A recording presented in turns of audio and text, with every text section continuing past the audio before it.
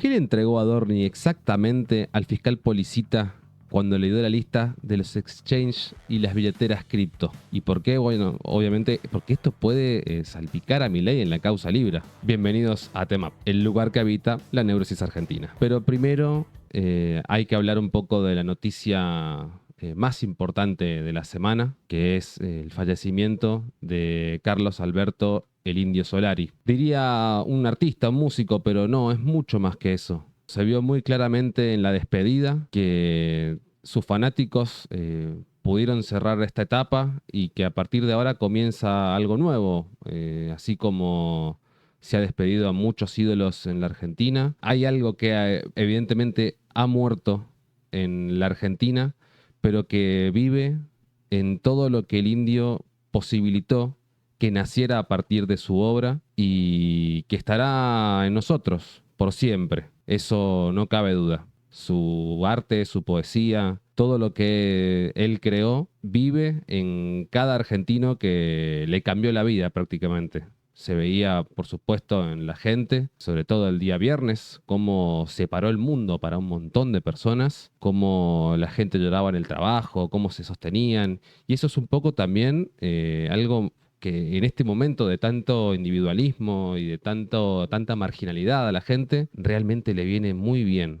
Es algo que va a contramano de lo que pregona este gobierno. Realmente hace la diferencia. Uno con el tiempo va a ver con perspectiva este momento y va a decir, acá pasó algo diametralmente opuesto y que realmente va a hacer la diferencia. Sin mucho más que decir, yo creo que podríamos ya pasar a la parte donde les digo que somos un grupo pequeño, pero con una convicción grande de que la información es vital. Nuestro alias y el contacto están abajo, en la descripción de este video. Comencemos. Política nacional. Adorni le presentó al fiscal Policita una lista de billeteras virtuales para intentar justificar su crecimiento patrimonial. Pero lo que parecía una movida defensiva se terminó convirtiendo en una nueva complicación para el gobierno. Entre las billeteras que declaró figuran algunas que abrió después de la criptoestafa Libra, en febrero de 2025. Esto era una puerta que el gobierno no quería abrir para nada. Si Adorni operó en cripto en este periodo, la justicia va a cruzar esas transacciones con los movimientos detectados de la causa Libra. El fiscal ya tiene las primeras respuestas de los exchange. Lo que el jefe de gabinete presentó como defensa se puede convertir en evidencia. Y así hasta cuándo, ¿no? Porque en estos últimos programas Sí, venimos hablando de Adorni, ¿cierto? estos últimos largos. Sí.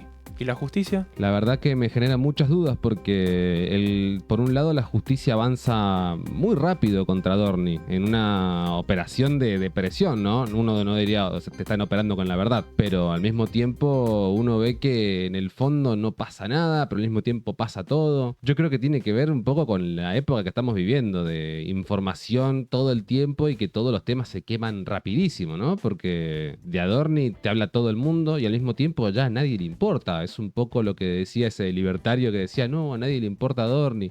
Un poco de razón tiene, ¿no? El gobierno de todas maneras prevé que esto va a seguir teniendo relevancia en la esfera pública, ¿no? Pero al mismo tiempo, eso, es un poco ambivalente, yo creo, la situación. Yo creo que es un poco como la teoría de lo de Schrödinger, ¿no? Hasta que no pasa, no sabes si va a tener alguna repercusión o no va a tener ninguna repercusión. Al mismo tiempo, bueno, en paralelo, el gobierno reconoce puertas adentro que la declaración jurada patrimonial de Adorni debe presentarse ante la Oficina Anticorrupción y sigue sin aparecer. Milei prácticamente dijo, Patricia Bullrich me spoileó, le spoileó a Adorni y que le iba a presentar y desde entonces ha pasado un mes. O sea, ni más ni menos que un mes, no es que pasaron 2 días. O sea, en la Casa Rosada no hay mucha confianza de que la declaración vaya a despejar nada en el fondo. E incluso creen que la demora es un poco un intento de acomodar los números, que es un poco lo que ha surgido de la información interna, que están viendo ver de qué manera pintan un poco la declaración jurada como para que tenga algo de sentido, pero por lo visto la de 2024, la parte de 2024 es incamuflable todo lo que está pasando.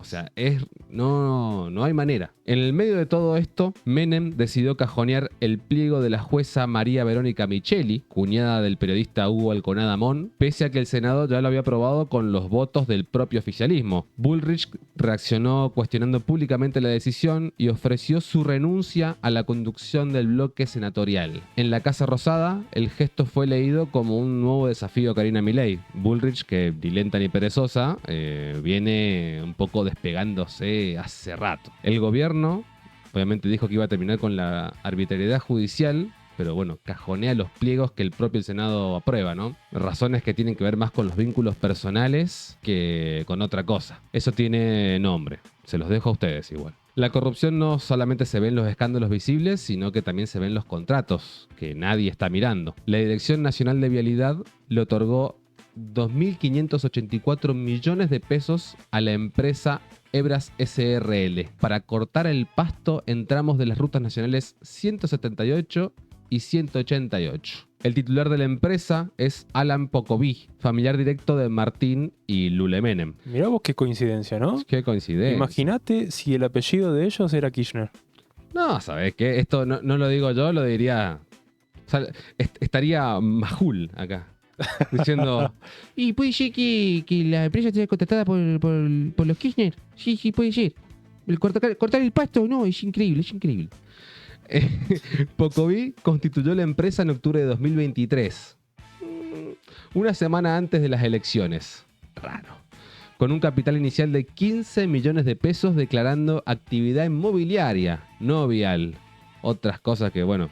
Anda a explicárselo no sé a quién, ¿no? La empresa que corta el pasto de las rutas nacionales fue fundada hace menos de 3 años por un familiar de los dueños de la Cámara de Diputados. Bueno, el ajuste evidentemente no es para todos.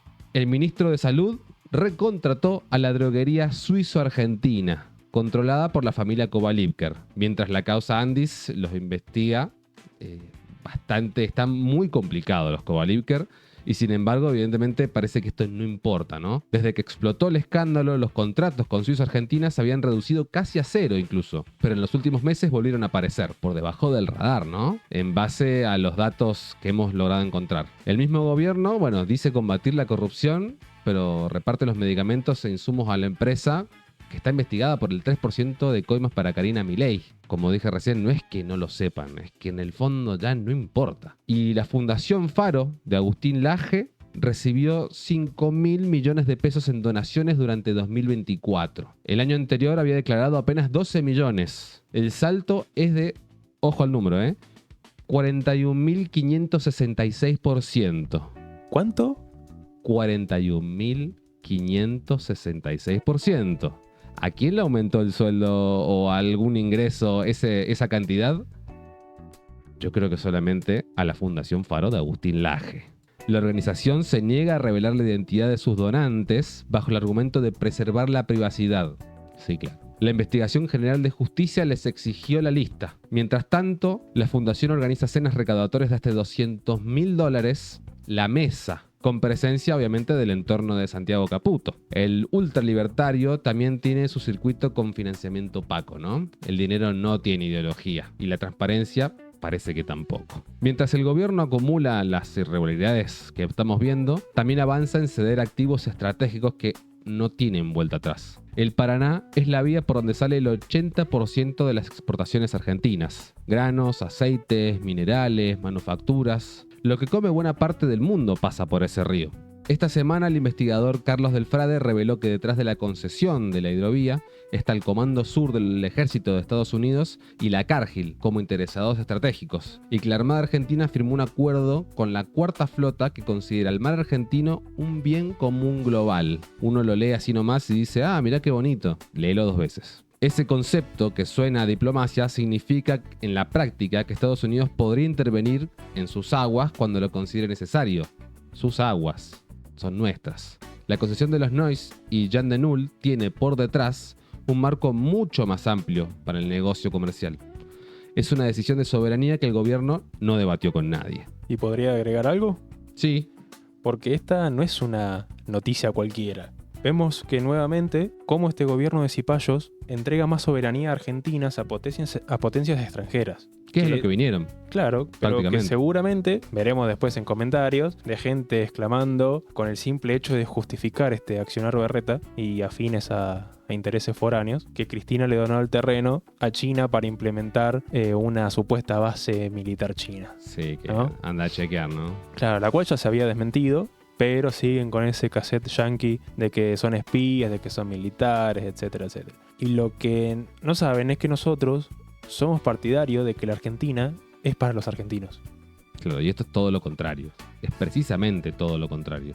Siguiendo con las buenas noticias, el regulador de la energía renunció. Néstor Lamboglia dejó la presidencia del nuevo ente nacional regulador del gas y la electricidad a menos de un mes de haber asumido. El motivo que expuso, según fuentes del sector, es que las empresas reguladas le manejaban el área. El organismo fue creado para controlar a las empresas de energía, pero nació sin poder real para hacerlo. En el momento exacto en que se vende Transener, se licita AISA y se privatiza la hidrovía, como estábamos viendo, el regulador que debería velar por el interés público en toda esta cadena renuncia porque las empresas lo controlaban a él. Ojo, y eso que este tipo es abogado recibido en la Universidad Nacional de La Plata, ¿ok? Con Sí. especialización en Derecho de la Regulación Económica de los Servicios Públicos en la Universidad de Austral.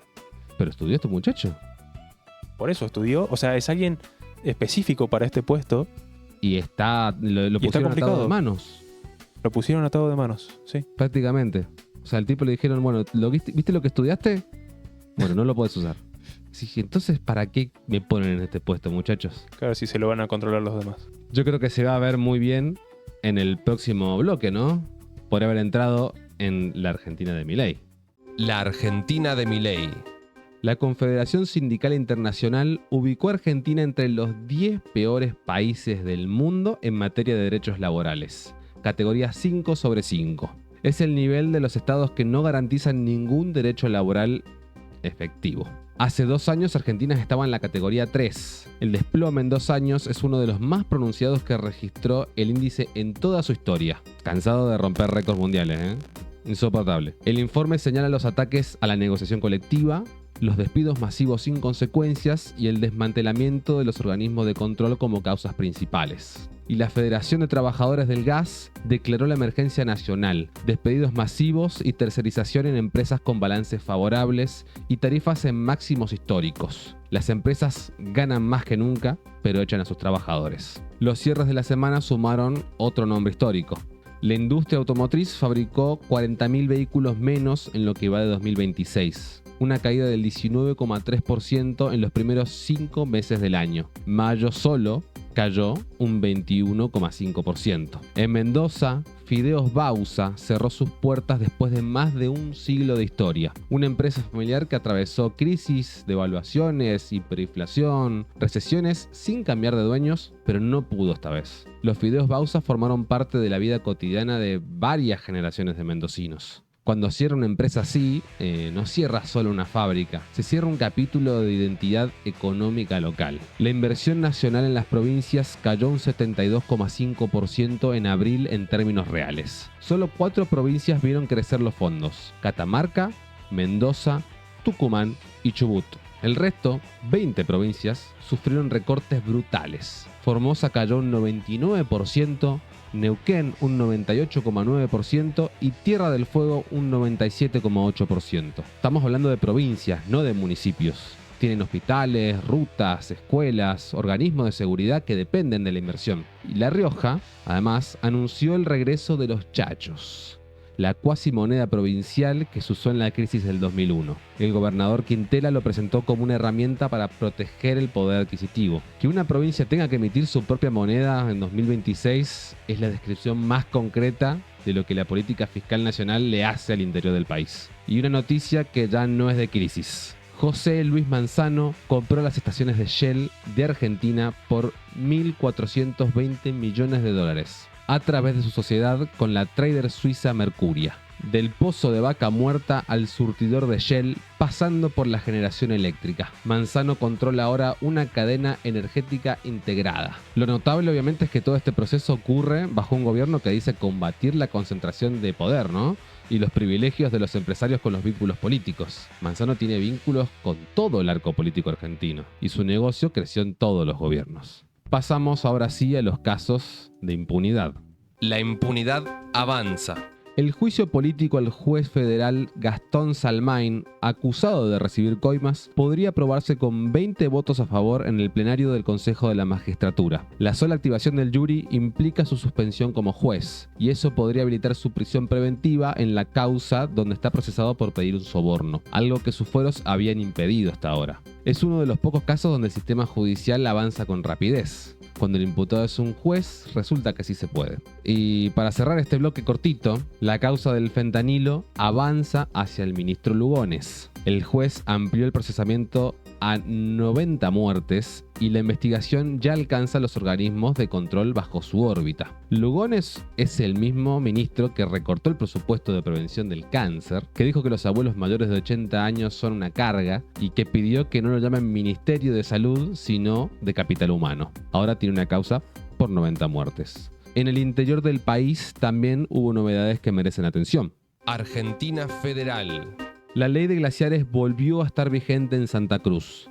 La Cámara Federal de Comodoro Rivadavia levantó la medida cautelar que la había suspendido ante los planteos de la Procuración del Tesoro de la Nación. La reforma vuelve a estar habilitada mientras el debate judicial continúa. El ping-pong jurídico sobre los glaciares va a terminar en la Corte Suprema. Hasta entonces, lo que vale depende de quién haya ganado la última cautelar. No sé si es la forma de llevar un país adelante, pero ¿qué le vamos a hacer, no? Por otro lado, la CGT sumó otra instancia judicial contra la reforma laboral. La Cámara Nacional del Trabajo habilitó una revisión sobre la vigencia del capítulo laboral sobre el DNU presidencial. Y el FAL, el Fondo de Asistencia Laboral, que crea una caja millonaria para que los bancos financien las indemnizaciones por despido, fue reglamentado, pero no estará operativo hasta el 1 de noviembre. La letra chica la tienen que escribir 4 organismos distintos en 45 días hábiles. El mecanismo que beneficia a los bancos avanza y el que protege a los trabajadores tendrá que esperar. Vamos al mundo, donde Hormuz volvió a hacer noticia. Internacionales.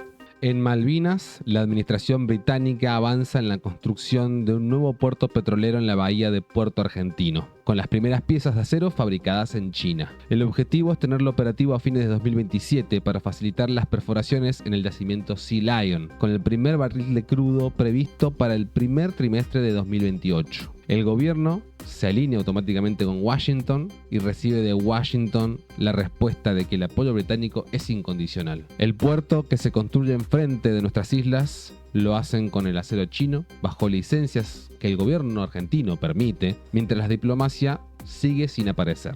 Estados Unidos propuso aranceles adicionales de entre el 10% y el 12,5% a las importaciones de 60 países, incluyendo Argentina, por incapacidad para frenar el comercio de bienes producidos mediante trabajo forzoso. El gobierno argentino, que acaba de ser ubicado entre los 10 peores del mundo en derechos laborales, ahora enfrenta aranceles de su principal aliado estratégico por sus políticas laborales. Bueno, el alineamiento automático evidentemente entra en serias contradicciones. Previo al Mundial 2026, hubo un episodio internacional incómodo. Ayman Hussein, delantero del seleccionado de Irak, fue retenido 7 horas en el aeropuerto de Chicago porque su nombre coincidía con el de un sospechoso buscado por la policía. Irak obviamente presentó una denuncia formal. La historia muestra que el Mundial 2026 en Estados Unidos tiene sus propias fricciones políticas antes de que comience siquiera el primer partido. 4 buques iraníes cruzaron el estrecho de Hormuz con 7 millones de barriles de crudo rumbo a China. Era la primera brecha real en el bloqueo naval desde el 13 de abril, casi 7 semanas después. Los satélites de Kepler los detectaron igual. Los 4 barcos, el Hilda 1, el Amber, el Silvia 1 y el Happiness 1, cargaron en la isla de Hark y navegaron sin ser interceptados. No es el fin del bloqueo, obviamente, pero las exportaciones iraníes, que cayeron ya 2 millones de barriles diarios, ya están más o menos en 600.000. Es una señal de que el cerco tiene grietas. Irán sigue encontrándolas. Mientras tanto, Irán lanzó un ataque con misiles balísticos contra el norte de Israel. Israel activó sus sistemas defensivos y emitió instrucciones de emergencia. El episodio confirma que el conflicto no está resuelto con los altos al fuego que ya estaban declarados. Solamente se congeló, pero los misiles siguen. La arquitectura de la zona gris que describimos las semanas anteriores, donde el cese de las hostilidades oficiales coexistían con acciones militares reales, sigue siendo la descripción más honesta de lo que ocurre en Oriente. Ni una guerra declarada, ni paz efectiva. Solamente misiles de tanto y tanto. Así terminamos con las noticias de la semana y podemos pasar un poco a reírnos un ratito con un par de memes, como para descontracturar de un escenario que es cuanto menos un tanto complejo.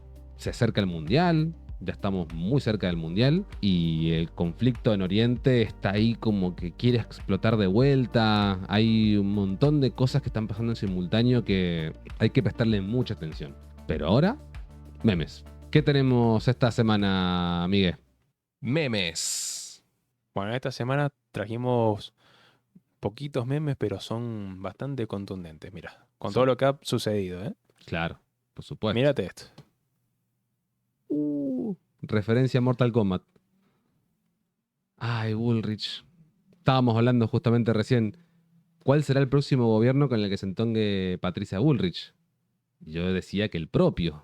Patricia, yo creo que ya después de esto no le queda otra que decir, ahora soy yo, ¿eh? Y no te creas, ¿eh? Si viene de los 90 así, la verdadera casta, mira.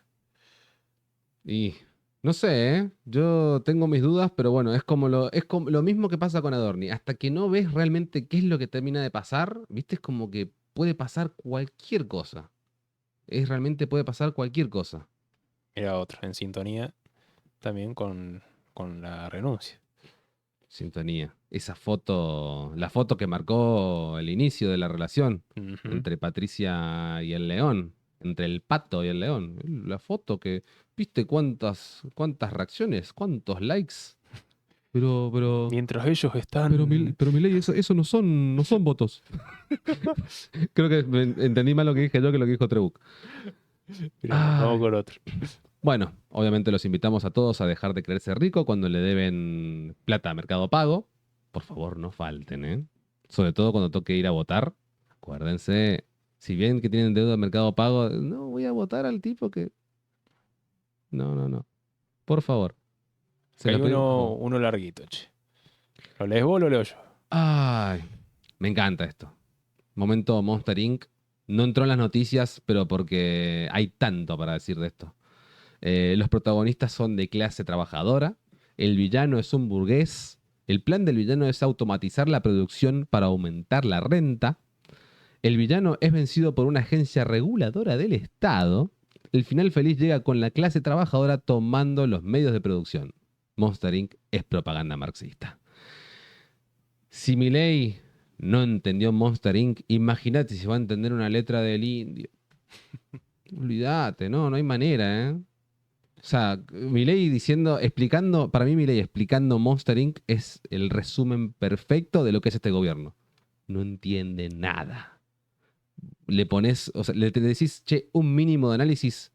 No, ni idea, flaco. Soy terraplanista, te dicen directamente. Solamente entiendo si la Tierra es plana. No hay otra cosa. Es increíble. Y este último es en contexto al 7 de junio, Día del Periodista, por la revista Barcelona. Día del periodista. Que tiene cada meme, boludo. Es impresionante. Sí, son tremendos. Día del periodista. Las rodilleras top que la Nación Más les obsequió a Rossi, Trebuch y Majul. Me imagino que son para jugar al hockey, ¿no? Al padre. Al pádel. No, por favor, no. Tranquilos, gente que juega al pádel. Nosotros los apoyamos. No, los yo no.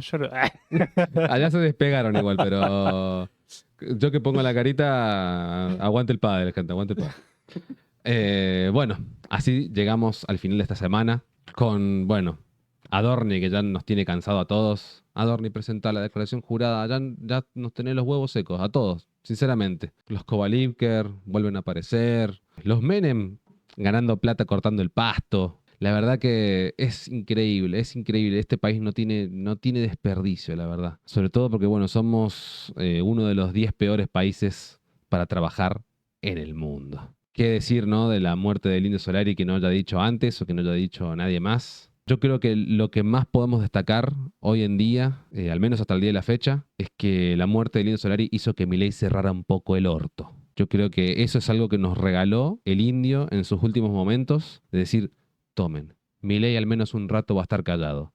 Ahora va a empezar a hablar de vuelta, ¿no? Pero de esto no dijo nada y yo creo que es incluso lo mejor que puede hacer, quedarse callado un rato. Bueno, evidentemente nos queda solamente por confirmar que todo marcha acorde al plan. De eso no queda ninguna duda. Muchas gracias por acompañarnos y nos vemos la próxima.